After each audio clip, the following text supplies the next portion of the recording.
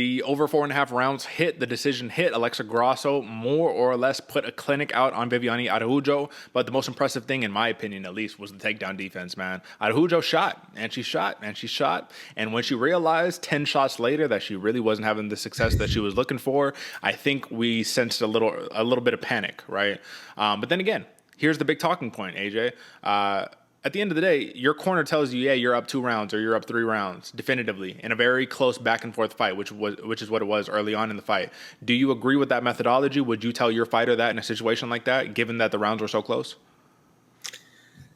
Depends on the fighter. Me, I wouldn't want to hear that myself, just because I don't want to take the gas or the foot off the gas pedal and kind of start to really lose those rounds, and you leave it up to the judges, and who knows what goes on that pace. But you also don't want to discourage your fighter and say like, hey, you're losing, or like, like you want to keep the mind safe. So I think it all goes down to what the fighter thinks of.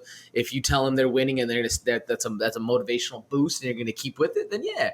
You tell them they're losing and that's going to kind of fire them up, then I think you tell them it's all on the fighter. Personally, I wouldn't want to hear it. I wouldn't want to leave it to the judges at all. I'm always going in head first, knockout first, submission first, that kind of finish oriented. What about you? Do you want to hear that when you're in the fight?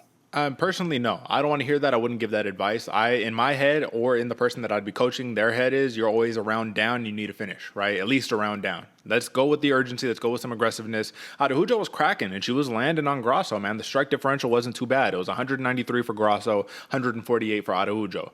That just shows you the Muay Thai style, that pressure style of Araujo was working, but Grasso, I think she really banked in this fight off of counter-striking, man, and that's kind of what really led the dance, right? So my question is a bigger picture right here. Alexa Grasso looks so phenomenal. We knew her striking was amazing, right? In a tiny cage in the apex where you have somebody whose best shot at beating you is grappling you, holding you down, and then basically passing your guard and, doing X, Y, and Z, which she did very effectively. She passed Alexa Grasso's guard like butter, but then wasn't able to really finish anything with it, right? So it was a little disappointing on that end. My question is, look at the top couple fighters, right? Chikagian, you got, Fiorot's not really a top fighter, but if I look at it, if I actually pull it up, because I have it right now, you have Lauren Murphy, Jessica Andrade, Tyler Santos, Caitlin Chikagian. My question, before we do, ranking reviews and all that stuff, is this a style that you saw on par with Alexa Grasso? Will it work against those top 3 fighters? I think so, especially once you start talking about the Alexa or the Lauren Murphys and kind of going into that, the Chikagians. If she can, especially the striking against Chikagian, if Grasso is able to keep everyone at bay and play her game, she has a very technical game in which she's always choosing to go with, and it's very frustrating to other technical fighters as well. I think she's going to run into a little bit more problems in the top 2 and 3, but like I said, with that Lauren Murphy pick, it depends on how Lauren Murphy shows up to fight, because she's either up or she's down, and it's going to make seeing how technical and consistent Grasso can be, that's what makes the fight interesting to me. Yeah, no, that's a fair point. That's definitely a fair point. I think Alexa Grasso can have a lot of success against these fighters. I do think against the takedown, the real takedown oriented, not talking about I'll shoot a takedown if it's convenient, but that's my only path to victory, the Lauren Murphys of the world against an Alexa Grasso, the bigger, stronger fighters. I think she might be able to give her some issues, man. It was the passing of the guard that was a little troublesome for me, because Araujo, man, that's the big question, man. I'm going to tell you my big takeaway, that you tell me your big takeaway, and then we can move on from this matchup, man. My biggest takeaway wasn't how amazing Alexa Grasso was, even though she was fantastic. It was that Viviane Araujo, I feel like, in a way, didn't push the gas the way that she should have in the grappling, out of fear that come rounds 3, 4, and 5, I might not be able to push, because she went real desperate for takedowns in those last 2 rounds, but those weren't takedowns. Those were, I'm just going to try a little, oh, okay, it didn't work. All right, we'll keep it pushing, right? It wasn't blast double Jailton Almeida style, So that was really disappointing, and I think if this fight replayed 10 times, it might be a little closer, you know what I mean? Maybe 5, 6 out of 10 times. That's just me personally. What is your biggest takeaway from this matchup, AJ?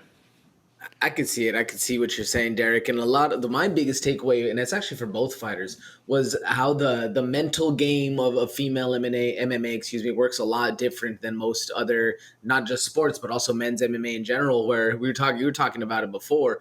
Once we saw the shots of Viviane Araujo really start to not have progress, really start to not make way, and kind of look like more they were just feints more than anything, basically just getting in there, kind of flaunting around with it. Then the panic started to kind of set in, maybe not even panic, but worry of plan of attack kind of starts to really set in. And you see Viviane Araujo almost have that the eyes wide kind of look like, oh shit, what's going on? As well as the mental game of Alexa Grasso, staying focused, staying determined, and staying with it. Those two things were such a crazy juxtaposition to watch. That's what I took away from this, is how the mental game of MMA can be fought and won in just those little split seconds of battle. I mean, it's literally all about that. It's about you get that takedown, and Grasso just does just enough to get back up to her feet, create the scramble. It's demoralizing, man. You use so much energy, and that's what this was about. I titled literally the preview show "Patience versus Relentlessness." Araujo's relentless, Grasso's patient though, and she got the job done, man. I'm excited to see what she's going to be able to do against potentially the winner of Furo and Chikagian. But I mean, honestly, man, Alexa Grasso, I like her style because she says, "I want another main event before. Even if I do get handpicked to fight Valentina, I want another main event before." And I think that's fair, and I think that's admirable. But I also think that this is the making of a big monster Mexican star who has not the flair that she might need to really win over the crowd, but very much the Rose Namajunas-esque style that is like kind and loving and dependable and all that stuff, right? Except without the I'm the best type stuff. I think Grasso is really coming into her own right here. This was an amazing main event right here. You got anything else for me, my man? You want to move on to the next one? Nah, we can move on. I really do like what you're saying, though, because I agree with you. Alexa Grasso has the same vibe, but without the showboatsmanship, I guess is a good word to say. She don't got the thug in her the same way. It's a different level. It's a different level of thug, but you dig what time it is.